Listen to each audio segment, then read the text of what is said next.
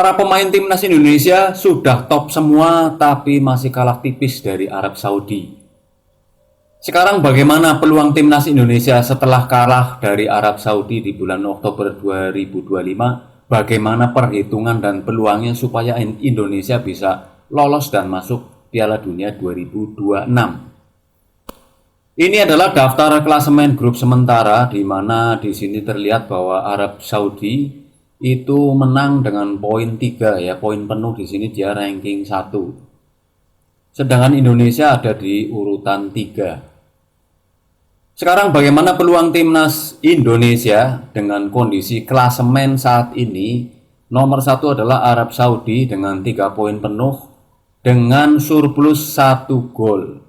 Kita akan coba berhitung dengan batas minimal jika misalkan di tanggal 12 Oktober 2025 nanti kok timnas Indonesia versus Irak bisa menang 2-0 atau timnas menang berapapun lah, yang penting selisih 2 gol. Nanti peluang pertama klasemennya menjadi seperti ini. Arab Saudi menang penuh 3 poin dengan surplus 1 gol. Indonesia juga nanti jadi menang 3 poin karena menang lawan Irak, surplus 1 gol juga. Irak di posisi 3 dengan 0 poin dan kalah 2 gol. Meskipun pada peluang pertama di klasemen kedua ini sudah terbuka timnas Indonesia masuk Piala Dunia 2026, tapi masih ditentukan di pertandingan ketiga, yaitu di tanggal 25 Oktober 2025. Jika seandainya Irak bisa menang melawan Arab 2-1 atau minimal berapapun lah, yang penting selisih menangnya bisa 1 gol, nanti punya peluang 2 di klasemen grup. Posisinya jadi seperti ini. Indonesia menang 3 poin, surplus 1 gol. Arab Saudi yang tadinya menang 3 poin menjadi selisihnya tidak ada surplus ya, jadi 0, dan Irak di posisi 3.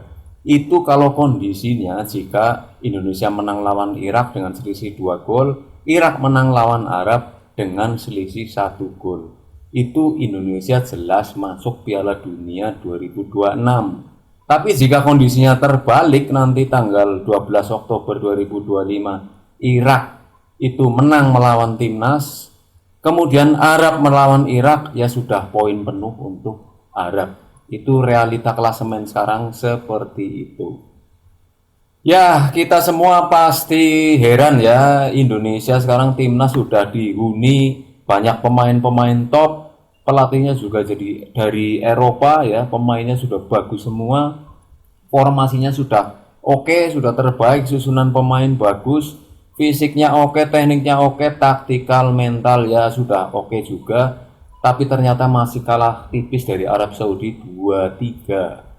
Karena timnas Indonesia yang saat ini masih kalah tipis ya dari Arab Saudi dengan skor 2-3, kita semua mungkin saja jadi berpikir bahwa Indonesia ke depan mungkin harus mengadakan pembibitan usia dini. Mungkin dari usia 14 atau 15 sudah mulai dibibitkan di MES, di TC untuk bisa dipersiapkan di Piala Dunia 2030. Kemungkinan seperti itu.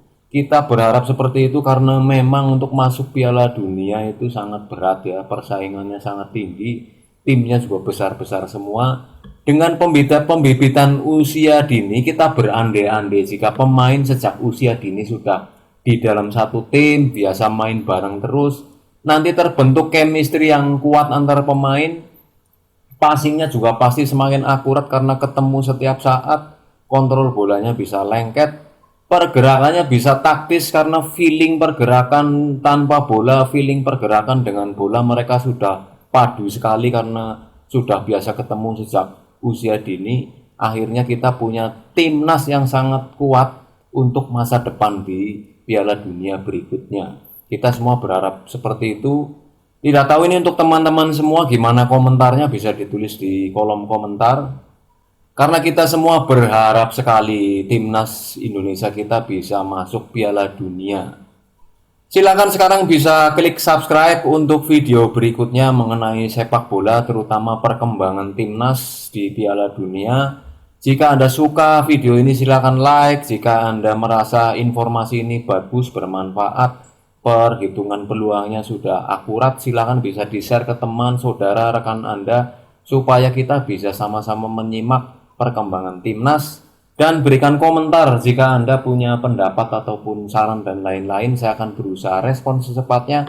Terima kasih atas atensi dan perhatiannya. Kita semua berharap sekali Indonesia timnasnya bisa sukses masuk Piala Dunia.